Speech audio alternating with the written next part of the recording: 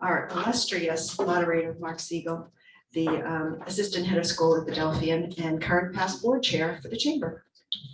On Zoom, we have our chamber staff, Rhonda, and Holly checked you in at the front door. So it is all hands on deck for this event this evening. Let's talk about our candidates. So we're going to welcome in alphabetical order by, I guess, state level, and we'll go down the line. But we've got House District 24 candidates, Lucetta Elner and Victoria Ernst. You can stand up. Where are Victoria? There she is. Running for County Commissioner, Kit Johnston and Beth Wojtowski. And there's Beth. Running for County Clerk, Corey Fribley and Carrie Hinton. There's Corey. And for City Council Board 2, Zach Gary is over there, and George Humley. Who's here somewhere? I know this is a lot. You've been through many, many different forums and things like that. And when you're out on the campaign trail, I know how much work it takes to do that. So I really we appreciate you being here this evening.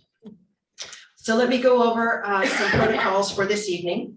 All candidates participating in the forum will be treated equally and respectfully, and we expect the same from each of the candidates. The questions will be shuffled between candidates, the order in which each candidate answers first for each question. A coin toss has been determined. We've done this already. Which candidate will take the first question? Due to time constraints, we are limiting you to 2 minutes for responding. And that time will be strictly adhered to. Rodrigo will be your timekeeper. He's sitting right here in front, and he's got signs that say 1 minute, 30 seconds, and stop. And we expect you to stop. Let's see. The forum will be recorded. So as soon as I tell Rhonda to start recording, she will start recording this forum.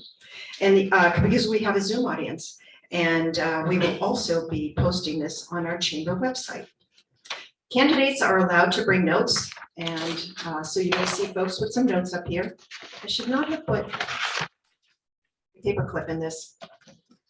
Let's see, they are not allowed to denigrate their opponents. Any derogatory comment or calling out of an opponent is unacceptable behavior and only serves to diminish the impact of responses to the questions. Any candidate speaking ill of their opponent will be interrupted and asked to return to answering the question.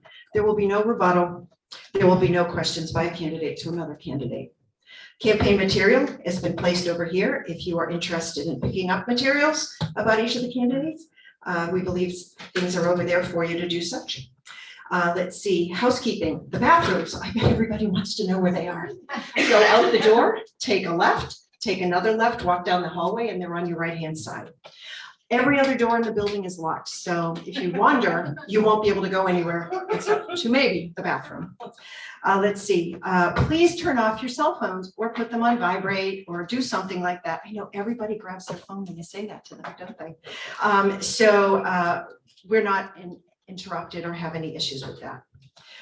The audience, those of you out there are instructed to not engage in distracting or disruptive demonstration of support or opposition of a candidate during the forum. Anyone displaying such behavior will be escorted out of the venue. We are here to listen to candidates so we as voters can make educated decisions about each candidate. All right, thank you all for being here. Thank you for adhering to the protocols. Doing so will ensure we have a productive and informative session. Thank you again for joining us this evening. I will now turn the proceedings over to our moderator, Mark Siegel. And Mark, thank you so much for being here. Yeah.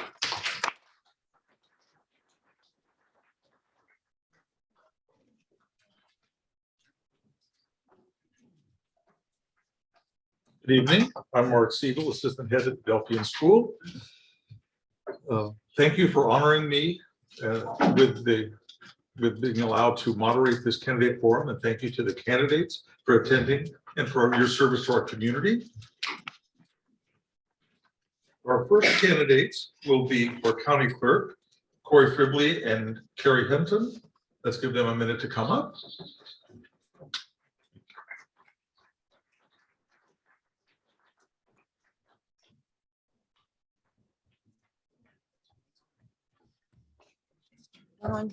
Make sure this one is turned on. This is for the Zoom and that one's for the audience.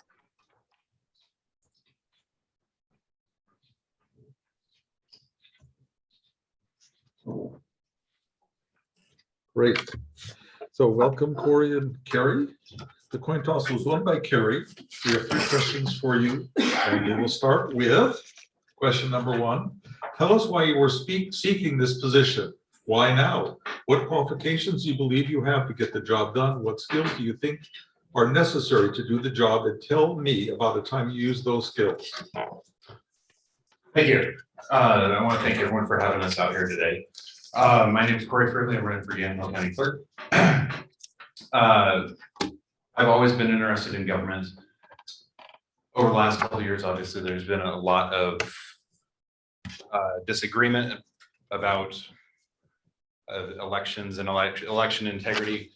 And when the clerk's position opened up, I saw it as a chance to actually get involved in doing something about it and giving back to the community that I've been a part of for the past 15 years.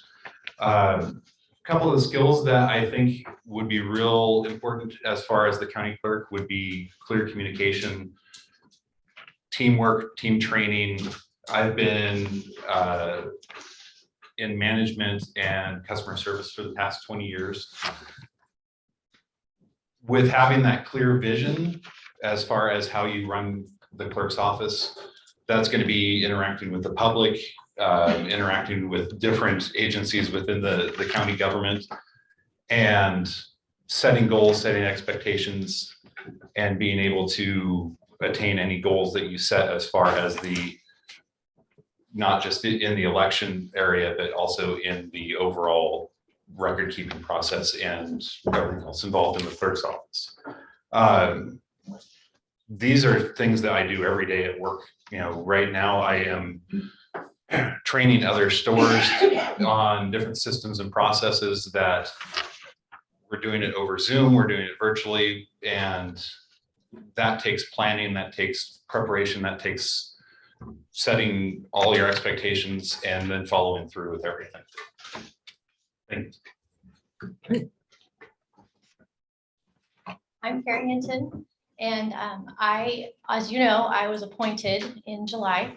And when I first came to the clerk's office, which was just a little over a year ago, I was in a very competitive recruitment for the chief deputy position.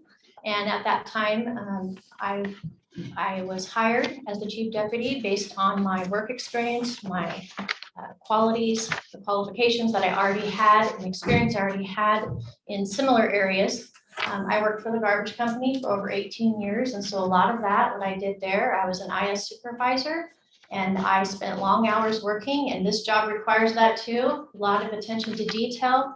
I was the one who sent you your garbage bill for 18 years every month, and it had to be accurate. So there's a lot of correlation between the two positions, but this job is something that requires more than just, you know, having some knowledge. There's a lot of different facets of the job that have to be adhered to at all times. We are following state statute at all times, administrative rules. Those are things you have to have some background in. And I just feel like this is a good time for me to just continue in the role that I pursued a year ago and continue to make Yamhill County even better. There are many things on the election front that we need to be ahead of, not behind. So the proactiveness that we can take in this role is very important right now. And I am looking forward to making sure that Yamhill County stays a very safe and secure election place. We do not want to have anyone wondering where their vote went. This is something that is very important to me. It's very important to all of you. And so we are going to continue to strive and move forward with the leadership and the experience and knowledge that I've already gained, and I'm learning a whole lot right now. Thank you. We'll now reverse the answering sequence. And the second question, how will you bring people together? How will you listen to people with different opinions and include those ideas in your positions and actions? You're first now. Okay. So listening is key to any position, and continuing to listen and continuing to be open to people that come with concerns. Every concern is a valid concern, and it's just a matter of having the knowledge and having the confidence that I can answer those questions for people who are worried or people who are confident in the voting process and in anything that the clerk's office does. We do many other things. We do recordings, passports, anything that someone has a question for us. I strive to always have a resource or an answer. And if I don't have the answer right then, I research it and get back to them. But listening is huge. And creating avenues of communication, letting people know that we are accessible, making sure that people know that if you come to the clerk's office, that there is someone there who can help you, who can answer your questions, and providing facts and truth so that you can dispel any outside misinformation that might have filtered in, and making sure that people understand the process, and inviting them in to look at our processes and making sure those are what they need to be. Thank you. So when I started this campaign, one of the things I kind of promised myself was that I would respond to any email or any kind of contact from anybody in the county that reached out. That's been one of the real high points for me for this campaign. Is I've had some amazing conversations and some heated debates, but I've met some really great people, throughout this process. And if elected, that's one thing that I would absolutely keep as clerk. It's tough to. I'm a real big believer that everybody's got great ideas, and if you close yourself off and you don't, you're just closed-minded and you don't listen to anybody, you're not going to see other people's concerns or other great ideas that you have throughout the process.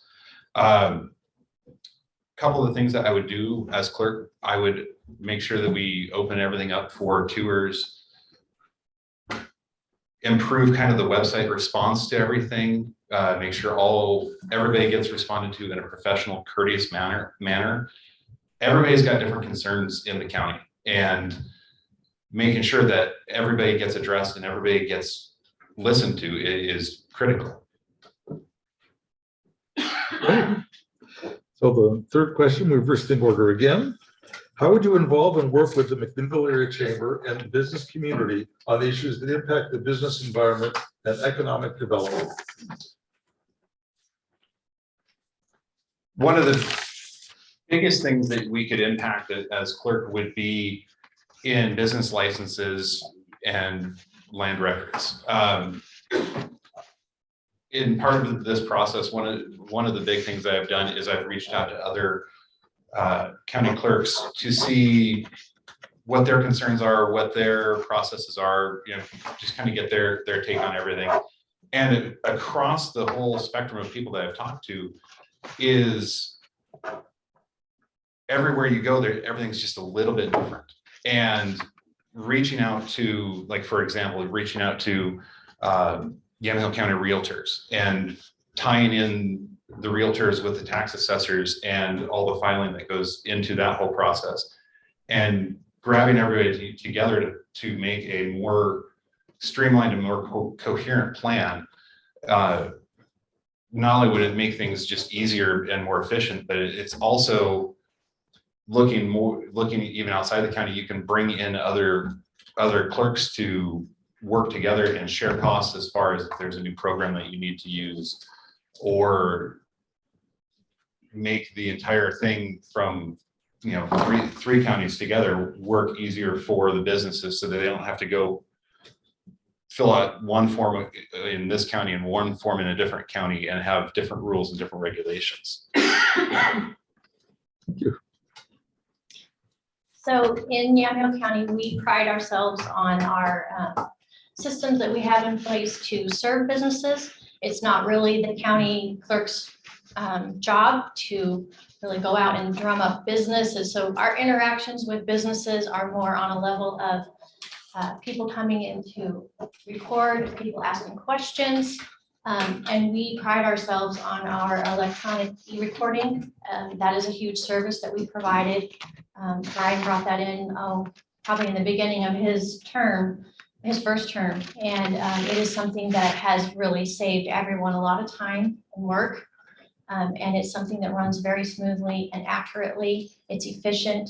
It's something that we've all become accustomed to. So whether you are a business or whether you're a realtor or whether you are the grocery store man on the corner who wants to change his deed and deed it to his son, we have all of those services available, and we can do it very efficiently, and quickly, and accurately. Great, thank you both.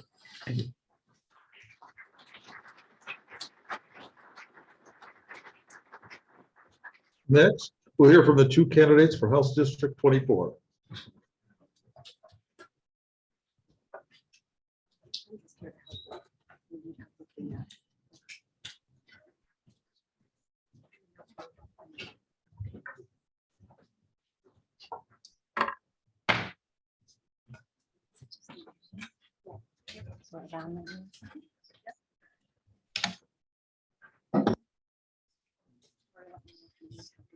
Okay.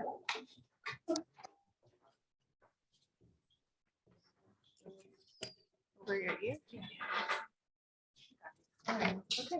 Great. So our two candidates for House District 24, Lucetta Elmer and Victoria Ernst. We'll have 3 questions for them. The coin toss was won by Lucetta. She'll start with answering the first question.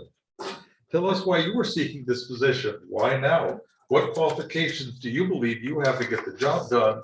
What skills do you think are necessary to do the job? And tell me about a time you used those skills. Thanks. Thank you to the McMinnville Area Chamber of Commerce for hosting this forum tonight. And am I heard okay? We're good? Okay. Thanks, Joya, for having us here. I think this is a really important opportunity for all of our business leaders for sure, and the community to just hear what is happening in House District 24 or what the future looks like for House District 24. So why am I doing this? Why is now the right time? I am a business owner with multiple businesses here in the district. I'm from this district. I've lived here almost my whole life, moved here when I was 5, graduated from high school here, graduated from Linfield University here, and it's my home. Now's the time, I think, for me to give back in this role and serve this community because my 4 amazing, wonderful children have left the nest. So you never stop being a mom, but the motherhood duties look different now. So now is a good time for me to do that. The other reason why I think it's so important is because as a business owner, business is hard. Business is tough right now. You know, we lived through a pandemic, but we're continuing to see effects of government overreach. We're continuing to see increased taxes, and it's very hard. So I really want to give in that area. I think that it's important that when people in Salem are writing legislature that's going to be affecting all the different areas of our district, that one might have a voice in that that's actually sat on the boots on the ground side of that. So being a business owner, I would love to serve on the Business and Labor Committee, and I would love to give input into how, you know, policy that is written actually affects those who are out there running businesses. Again, thanks for having me, and I look forward to being your next state representative. Thank you. So I'm a 5th generation Oregonian. I grew up in Newburgh. I'm born and raised in Yamhill County. My whole extended family is from the St. Paul, Oregon area. And I made the decision quite a few years ago, actually, to dedicate my career to public service. That's why I went to law school to become a lawyer. I always wanted to be a lawyer so that I could help people. And something I've learned through practicing as an attorney is that the system is broken and that we could help a lot more people, including small businesses, including people in rural communities that are right now falling through the cracks, if we could make the system work better. So that's my main motivation in running, is that I want to help fix those gaps so that more people can benefit from our systems. And the solutions that are coming out of Salem right now aren't working for us. They're not fit for the needs of rural Oregon because we don't have a voice at the table. And I want to change that. I think that rural Oregon needs representation that doesn't have to be on the outside looking in. We deserve a change in leadership in Yamhill County, and this district is essentially a Yamhill County seat, which is another huge opportunity for us. And we need a leader that can bring people together, has negotiating and consensus building experience, understands the people and industries of this district, and can show up ready on day 1 to fight for our interests and fight for funding that is in Salem to help the people here. I'm a proven advocate for rural Oregon, going back to my years on the Oregon Association of Nurseries Willamette Chapter Board. I've also worked in legislation for the European Union Parliament in Brussels and in DC with US Congress. And the experience that I have is directly relevant to the role that I would have as a state legislator. But above all, I'm a hard worker. And we need somebody that's willing to fight for us and fight for solutions that work for rural Oregon. And that's what I want to do. So thank you. Thank you. We'll reverse the order on the second question. How would you involve and work with McMinnville Area Chamber and the business community on issues that impact the business environment and economic development? Thank you. So I think we need a lot more voices at the table, not less. I think in my campaign, I've reached out to business industry groups. I've met with chambers all across the district. I've met with the Workforce Development Partnership Task Force that meets here in McMinnville that has people from all over the district and the county and actually the state on ways that we can resolve the workforce issues, which are a really big issue facing our business community. And I've also met with farmers, and my background in agriculture gives me the benefit of understanding the challenges that that industry faces and what it needs to succeed. And I would continue to build those relationships as a state representative, because that's what a state representative is supposed to do.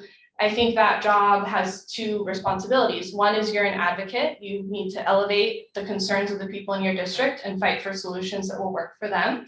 But it's also being a listener. So the job that I'm doing right now in my campaign is that listening component. I'm going out every day and meeting with people, talking to people at the doors. That's how you find out what people need. And that's the work I'm doing now, and I would continue that as a state representative. There's a couple specific things that we could do to help the business community. Address the cost of housing, which is the biggest hurdle to finding a reliable workforce. Also streamlining grants. Making sure that businesses don't have to report information to the state in a grant application that they've already reported in a bunch of other ways. That's a burden on businesses that we could take away if we coordinated things better at the state level. And I also think partnering with schools. I've been going to the CTE meetings in Sheridan on their career and technical education development project. That's a huge opportunity. They have that at McMinnville High School too, where we're developing career pathways in public education at the high school level, and also work more with local universities and community colleges so that we're taking advantage of the workforce that we have here and cultivating it. Thank you. So how I would be involved and work with the chamber and the business community on issues that are affecting our economy. Before I answer that as a state representative, I'll just say I'll answer it as a citizen. I've been here for the past 2 decades doing exactly that. I have businesses in this district that I am an employer of many employees. So we're bringing jobs to the area. I'm working and building relationships with those employees because that's how we can be successful in the business. Working with the chamber, I served on the chamber board, the McMinnville Chamber Board, for 6 years. I sat on the exec team for 4, and I was the chairman of the McMinnville Area Chamber of Commerce, as well as being on the board of the McMinnville Downtown Association. And while I was on both of those boards at the same time, I was asked to be the liaison for those 2 boards to make sure that we were all focused in the same direction. So when it comes to working with the Chamber of Commerce and understanding the business economy here, that's my home. I have a very deep understanding of the heartbeat of District 24 and where we've been and where we're going. So I would continue to do that. As a state representative, I would listen and continue on the relationships I already have built with the city and county elected officials, because I need to listen to them and hear what their needs are. And I want to know their voice and what they are wanting for District 24. So I would just continue with those relationships. I think the advantage I have is that on day one, I'm ready to go because I already have those relationships built. I want to continue in the footsteps of your current representative, Ron Noble. Ron was excellent at building relationship. He was on 7 committees. He was the vice chair of 3 and co-chair of 2. No Democrat in Oregon has ever reached across the aisle that many times as your very own state representative. And so when he reached out to me to see about continuing on, I think what he saw is that I have that same desire that I can bring to District 24, and I want to continue that for you. Thank you. Again, we'll reverse the answering order. How will you bring people together? How will you listen to people with different opinions and include those ideas in your positions and actions? So again, bringing people together is what I do. It's what I have to do to survive. Not only in a big family where, you know, everyone has a different opinion, and we have a very close family that's a dynamic family. So we've seen success there, but also in the business world. Clearly, as an employer, you have to have employees that trust you, and you have to have employees that know that you have their best interests at heart, as well as the business. You're all working together for the common goal. I think it's important as an employer to give respect to your employees, to build that relationship, and to incentivize them to do the very best they can do. For a number of years, we owned the local flower shop here in town, Poseyland Flowers, and florists have a very, very hard job. And when certain holidays like Valentine's Day or Mother's Day comes along, it's madness and it's craziness. And those floral designers are standing on their feet and they're packing buckets and they're trimming flowers, and it is hard work. And so one of the things that we always did at the end of those holidays is we would gather up all the designers, and we would usually go to Spa Bliss, and we would rent it out for the day, and we would treat those employees to a day of pampering, because it is very important to make sure that they know they're taken care of. So building relationships is something that is a passion inside of me. Not only does it just come easily, but it's something that is so important. So always continuing to learn how to do it better, but it is something that I've been doing all along. I will continue to build relationships again with the city and county elected officials and with the people of District 24, so that I hear their voice and I understand the needs that they have for this district. Thank you. So the advantage of growing up in a huge family with a lot of different opinions on, very strong opinions on different things, is that you learn how to work with people, and how to work with people that you don't necessarily get along with all the time, or that you don't agree with on everything. That is the benefit I've had from growing up with my whole family, going back 6 generations on both sides in St. Paul. And one thing I've learned from that experience is you learn a lot more from talking to people that disagree with you than you do from talking to people that agree with you. And I've also learned that we actually agree on a lot more than we disagree on, if you actually are interested in finding solutions, and not just interested in finding somebody to blame.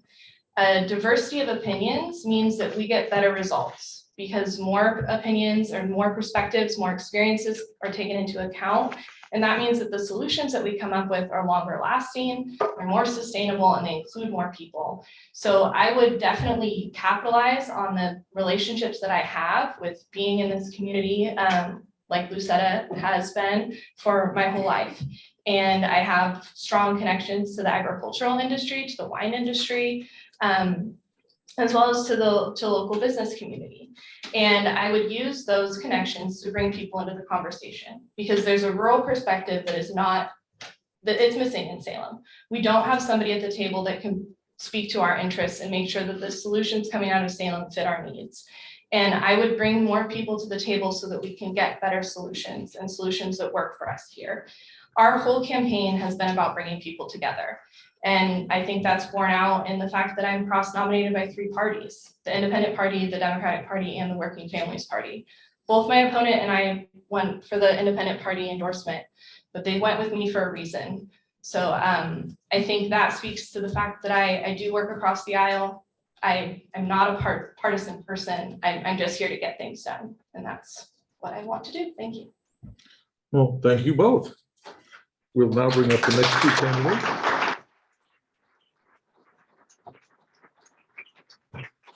We'll now bring up the next 2 candidates for Yamhill County Commissioner, Kit Johnston and Beth Wojtowski.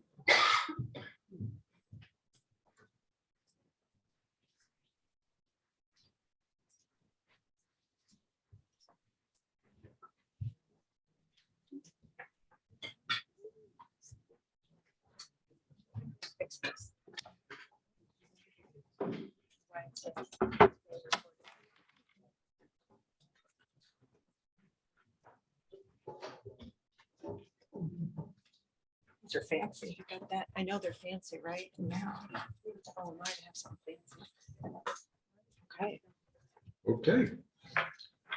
Well, welcome candidates. The coin toss was won by Kit, and you'll answer the first of our three questions. Tell us why you were seeking this position, why now, what qualifications do you believe you have to get the job done? What skills do you think are necessary to do the job? Tell me about a time you used those skills.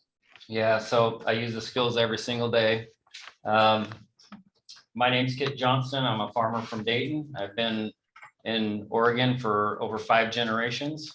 Been in Yamhill County for over 30 years. I'm currently on the Yamhill County Planning Commission and the Newburgh Urban Area Management Commission. And I've taken many businesses over the years and have turned them around. I've bought them from the bankruptcy court. I've bought properties from bankruptcy courts, something that was defunct and not, a productive part of our county. I turned them around. So my first example is my nursery. In 2006, I purchased it from the bankruptcy court. Our first year, we harvested 250,000 apple rootstocks. This year, we'll harvest almost 4 million trees. The next example that I would have would be the evergreen properties. They sat there for 2 years, defunct, not doing anything. They went to the bankruptcy court. I made an offer and I purchased part of it that is close to the airport. And now they're flourishing businesses. There's flourishing businesses in there that lease the buildings out. So that's what qualifies me. Why I'm doing this is because in Yamhill County, the agriculture industry is massive. It's one of the largest industries in Yamhill County. And being from the ag industry, they got to have representation for them. And that's me. The day in and day out business stuff that I do, from signing paychecks to dealing with cat taxes that get passed from the state, that gives me the knowledge to deal with and being next county commissioner. All right, so this format's a little bit different because we've been both answering questions at various forums without having the questions in advance. And so I wrote my answers out, and I'm not sure if that's going to be to my benefit or detriment because I was thoughtful in writing them and now I feel sort of obligated to read them. So I chose to run for county commissioner for several reasons. First of all, I'm a 5th generation resident and I have 3 young children in public schools and a vested interest in seeing the county thrive. I also come from a nursery family. I was talking this morning about all the funny things that Kit and I actually have in common and how coincidental it seems that we would both be the final 2 sitting here. I've been on the Dayton City Council for 14 years, serving 9 years as mayor. As an experienced community leader, I've been working with city, business, and other community leaders from around the county and the state, building a robust network that I can rely on for information that I might need. And I'm well equipped to support the county to work towards improvements in infrastructure, public safety, parks, and communication. I have a bachelor's degree in political science with a background in public policy, which also qualifies me for this role as it's intended to be centered on developing proactive plans and policies to support the delivery of key services, management of county assets, and stewardship of our resources. The knowledge of our government system, in which I've worked for nearly 20 years and about which I teach in my current position at Dayton High School, also sets me apart. I love our community, which is the easiest part of public service. I lead with my heart and I serve sacrificially. I also grew up in a household where I had a pro-union Republican father and a farm-focused Democratic mother, where we did talk politics at the table, and it was very clear that it was acceptable and necessary to cross party lines in order to get the best results. I was also the president of the Oregon Mayors Association in 2021 during the pandemic, and part of my job in that role was to represent all 241 diverse and loud voices in order to find common ground to deliver to the governor's office and public statements to our constituents. Ultimately, though, I'm running because I want Yamhill County to be a community where my children are proud of growing up in, and that they are hopefully going to consider coming back to raise their own children in. Thank you. Well, now the second question, we'll reverse the order of answering. How will you bring people together? How will you listen to people with different opinions and include those ideas in your positions and actions? So I actually wrote out a kind of specific plan, and you heard a little bit of my experience that's what I've been doing. Mayors have to listen to everybody. They have to bring people together. They have to hear diverse thought. But in this new role, my primary strategy would be in the content of conversations. I truly believe there is a lot of common ground in the county. We all want a thriving economy, safe communities, maintain facilities, excellent services, and a high quality of life for our residents and our own families. Focusing on those shared priorities will aid in team building and promote positive participation from residents, staff, and other leaders. I will also respect the professional opinion of staff and stay in my lane regarding the policy role to minimize public perceptions of turmoil or conflict. In terms of listening to people with different opinions, that's something I've been doing my entire adult life, through my college activism, through my role as mayor, city councilor, the Oregon Mayors Association, the League of Oregon Cities, and several other associations that I have served. As a specific strategy, I believe the path to include broad ideas is critical because the best decisions are not made in an echo chamber. We need diverse voices and we need more people at the table. I think we need to, step one, encourage honest conversations, including those dissenting views. 2, avoid defensive knee-jerk reactions. We all need to digest even the most constructive criticisms. 3, we need to team build, which I will do by defending the county and its decisions, even where I was a dissenting voice myself. Always maintain integrity in processes and decisions, so any remaining concerns will be in difference of opinion and not a personal character.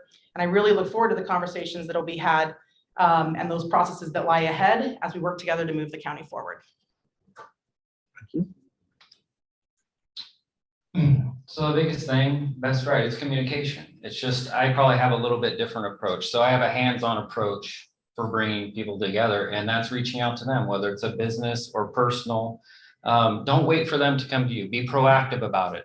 If there's an issue, reach out to them. Go, even if there's not an issue, go randomly visit a business, one morning when you, have a little extra time on your hands. It comes down to communication. Make it seem like you care about the job that you're doing. The other thing you need to commit is going to be time. This job is going to consume a lot of time. I am 110% committed to this. I've already been doing it. I will continue to do it. I've been reaching out to businesses ever since I started in this race a year ago, almost to the day. And it's just that to the utmost importance for people to understand and see you out there, to know that you care about your county and how their businesses can thrive in this county, how they can prosper as citizens in this county. That is the biggest thing to do. Great. We'll reverse the answers for our last question. If elected, what are your top 3 priorities? How would you pursue these priorities when you get to office? So number 1 priority is going to be pushing through our ADUs. So for our county, I'm on the Yamhill County Planning Commission. We've been waiting 2 years to implement our ADUs, which is our accessory dwelling units in our rural residential areas. We have a massive problem right now with housing. It's not affordable and we don't have enough of it. We've got to get this done. Right now, the state is holding us up with a wildfire map from the Oregon Forestry Department. They've pulled that map back because there was issues with it, with insurance rates and even some people getting their insurance canceled. And so we don't know when they're going to have that done. What we need to do is build relationships, which I've been doing for the last year with our District 6, our Association of Counties, Polk County, Marion County, and even, people that we're going to be sitting on the Board of Commissioners with now. We have to have those relationships to have that larger voice to go tell the state what we need done so we can address these emergency issues. We got to fix our housing problem. If we can push the ADUs and get this done, it is going to be phenomenal for our area. I mean, how apartments in this area right now are going for over $1,300 a month for just a 1-bedroom apartment. That's not acceptable. We don't have enough. We need to work close with our cities, get them to lower their SDC charges so that we can get ADUs built within our cities. It's just too expensive. Thank you. All right, my top 3 priorities are public safety, infrastructure, and economic development. I want to speak first to infrastructure. I have a lot of experience completing and finding funding for infrastructure projects. Dayton has processed several $1 million of major water, sewer, street, and other systems improvements. A lot of that has been me working with staff to seek grant funding. We've used outside sources. We've been able to complete those millions of dollars without raising our taxes. We also want to create, in the county, it becomes very critical to create shovel-ready plans One thing that you learn when you work in government is that there is money that becomes available, but when it becomes available, you don't get it unless you are ready to move with it. So the county needs to work on creating these, put them on the shelf if you need to, but these shovel-ready projects so that when a fund comes up, you can apply for it, you can grab it, and you can move those dollars quickly. That's how we fix our roads, bridges, our parks, and our buildings. And leveraging those resources instead of having to have all of that come from our local residents. In terms of public safety, I plan to fully fund law enforcement, criminal justice, as well as health and human services, including mental health care, addiction treatment, and transitional services. I also want to restore the previous funding levels in terms of our emergency responses.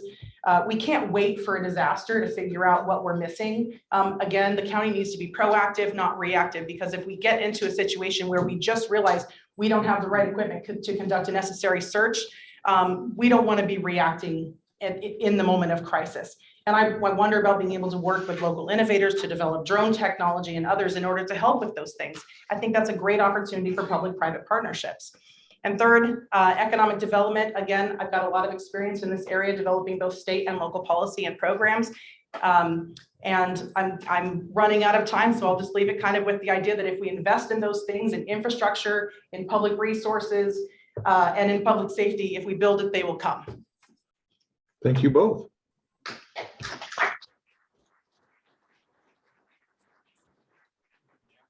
And last, we'll have our two candidates running for City Council Ward 2, incumbent Zach Geary and George Humley.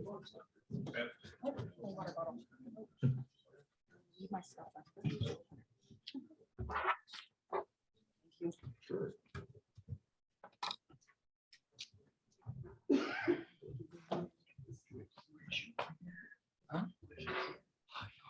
It's great. Yeah. Yeah, I don't really know what this is. The high-tech so. equipment here that we got. There you go. I always said that Zach had the coolest looking beard. Didn't he used to win all those kinds of awards during great. the Well, welcome to both of you. We'll give it till tomorrow morning. I'll be back. Okay. The coin toss was won by George. We have 3 questions for you, both of you.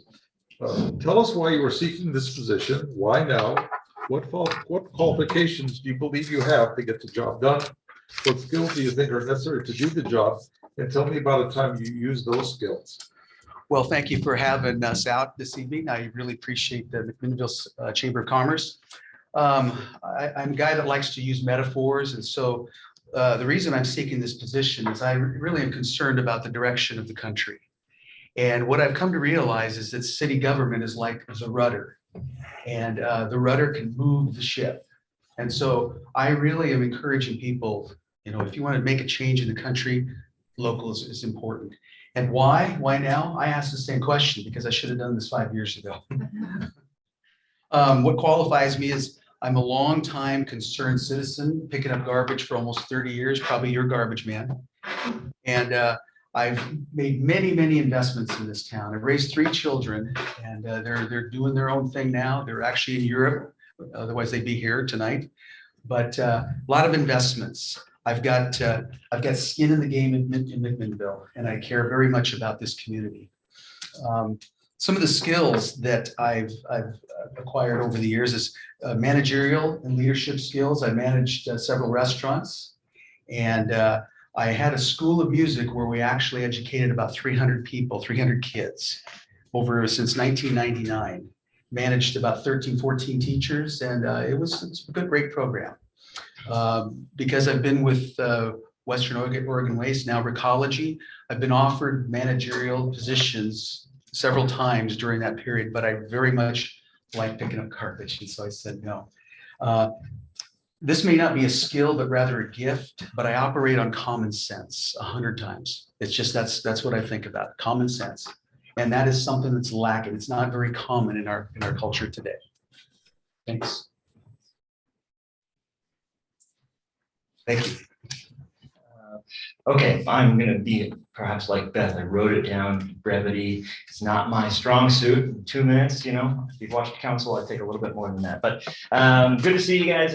Most of you guys know me. I know most of you. I'm Zach Geary, your current McMinnville City Councilor representing Ward 2, one of the 2 current city councilors representing Ward 2. I'm seeking re-election to the city council because I believe we're at an important point on pushing several long-range large projects along, and I'd like to continue to represent Ward 2 in those efforts and the city of McMinnville more broadly. I'm a native McMinnvillian. I'm a small business owner. My wife works for the public library. My son goes to Memorial Elementary. And since coming back to McMinnville after graduating University of Oregon in 2009 and returning to McMinnville, done nothing but prioritize service to the city. I've served on the Planning Commission, the Downtown Association Board of Directors, the County Parks and Rec Board, McMinnville City Club. Among other board duties, I've co-ran the Walnut City Music Fest for many years, and I created the Concerts on the Plaza series for the Downtown Association. The skills necessary to work in city council are the ability to read and understand a mountain of information, input, reports, data, consultant documents on a wide range of topics, along with just piles of budgetary documents. My work in history has proven that I could do that. I've come from a construction background, ability to read and understand multiple things at once and balance multiple interests. I feel well equipped. Balancing the topics while putting a big piece of puzzle together to make sure that all walks of life are represented and feel like I sit at a really important intersection and represent a strong voice in that. I'd like to keep my voice at the table. Thanks. Thank you. We'll reverse the order of answering the second question. Please share your thoughts on the water and electric franchise fees and the city utility fees that were just passed. Right page. So on this question, we just want to correct, there currently are no electric and water franchise fees passed in the city of McMinnville. We have, council has not established that, has not voted to approve that. It was up for consideration. It came before us. It did not get approved. It has not been passed. So currently the city of McMinnville assesses no franchise fee on water and power. Last night at council, we did approve after a year plus of work through various subcommittees, including the budget committee and council work. We've approved a city service fee, which amounts to $13 for across the board for residents. And it is tied to electric usage, being McMinnville Water and Light is a quasi-judicial or quasi form of the city, arm of the city, excuse me. We used what many jurisdictions do as a revenue tool to bring in additional revenue to correct the functional imbalance in the city's budget that's been present for many, many years. So, and we got there from years of weathering a recession by spending down reserves, holding back on services and personnel, deferring maintenance, skipping maintenance altogether, and not increasing revenue. And given the position that we're at now, we're at a critical junction where we either stop offering services, stop providing the way we do for the city of McMinnville, or we correct that functional imbalance and move forward.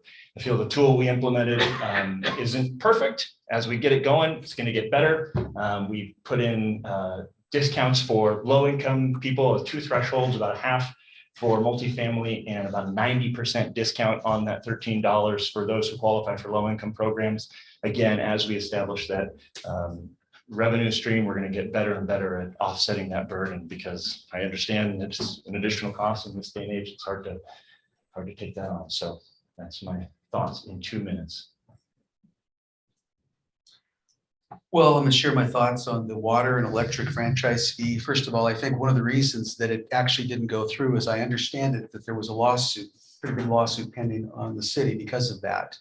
And I think that I think that was something that made it just go away. And I don't quite understand why that was happening. I don't think that was a wise move. Granted, I don't understand all of the details on it, but it sounds like the city almost got the shaft. And I speak of Cascade Steel in particular. So that was an unfortunate thing. As far as the city utility fee, it's a tax. I just don't understand why the word fee is used, but it's a tax. And one of the things as I'm hearing about why it was implemented, I say, okay, because there was a shortfall that took place. And I understand a shortfall in the budget is something that's important. You got to make up the difference. So if you're going to impose the city service tax, put a sunset clause on it. I don't understand why there was not a sunset clause. Now, what happens is when government gets something passed like that, it stays and stays and stays. And it's just important that we consider sunsets on things like that. Unfortunately, last night I heard that Councillor Payne suggested that if indeed the fire district passes, then she is going to she's going to propose to repeal the city service tax. And I think that's a great idea. That would be my idea because of the fact that I think there needs to be a sunset on it. I don't like the idea, and from people that I'm talking to, Ward 2 is my garbage route, and people are now coming out to me and talking, and that's one of their biggest concerns. Thanks. Thank you. We'll reverse the order again on this last question. Considering our community's housing affordability concerns, how will you balance the city's increasing labor costs and demand for city services and keep costs down for residents and businesses? Well, I think one of the first things that we need to do, and maybe it's been done, but I don't think so, is I think we need to have a microscope view on the services that are being provided. I don't know what that is, but I tell you what, if I get in, that's what I'm going to find out. I want to look at what the services are. And the increasing labor costs for these services, I've got some suggestions. I really think that outsourcing would be one way to combat it. We are in high inflation right now, possibly on the threshold of a recession. And we cannot be spending money frivolously. It's just not wise. Common sense says so. So I will absolutely have no new taxes whatsoever in any way, shape, or form. And I really think that outsourcing would be a key to fixing these things. We need to prioritize the city services and categorize them, which are conveniences for comfort and which are necessities. And we need to have a hierarchy of these services and absolutely build on that. That's what that's what I've got to say. I am for the police department first and foremost, because the job of government is to take care of the people first and foremost. And that's where my heart is, the police department. Then I am in an area where vagrancy and homelessness are a major problem. And I distinguish between vagrancy and homelessness. It's a very important thing, because then what that does, it keeps common sense moving. Where are the problems? And I've got some suggestions that I want to bring up sometime. So thank you very much. Okay, I'm going to restate the question. Considering our community's housing affordability concerns, how will you balance the city's increasing labor costs and demands for city services and keep costs down for residents and businesses? The more you read that question, there's a lot to pack into one line. So I'm going to take that piece by piece. So I'm going to bring up housing affordability, increased labor costs, demands for city services, and doing all that while keeping costs down for residents and businesses. So affordable housing, 100%. And at this point, I'm more housing units, the better, all types. Low income, across the spectrum. The more housing units we can bring online, the market takes care of a lot for that. Specifically with affordable housing units, true affordable housing units, you talk affordable housing or workforce housing, sometimes those can get murky on what people sell you or developers talk about as workforce housing and then what gets actually built. But truly partnering with our community partners, recently our council just passed and approved and brought online and helped with our partners, 175 housing units with the Housing Authority. We've worked with other jurisdictions and partners to partner together, to write checks together, to help operate these centers, to help bring up any and all affordable housing units. It's saying yes to partners across jurisdictions and help funding those costs for both establishing and offsetting the costs to operate. On housing also, actually, I was just recently endorsed by the Home Builders Association of Oregon, and we really need to look at ways in which we can lower the burden for development by getting creative on programs for SDCs. You need to pay it up front. Can you pay it at the end before development projects get finalized out? SDC offsets if we determine things are needed. Permit packages to get to the front using grants and ARPA funds to leverage housing projects. City labor costs. I mean, it's a management problem now of dealing with things that are at the state level. I mean, we've got PERS, benefits, competitive pay. We've had it not having big stop signs hanging out in front of you before you get all the points down. It's a really dynamic one, and the question is multifaceted and it deserves a little bit of a longer, more nuanced response. But there's my answer. Well, thank you both for your time, and thank you to all the candidates who served us this evening.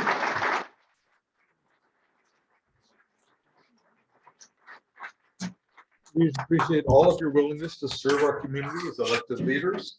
We wish you all the best. Thank you, OMI, for hosting, the chamber members for their support, to our attendees this evening, to those of you on Zoom, good night.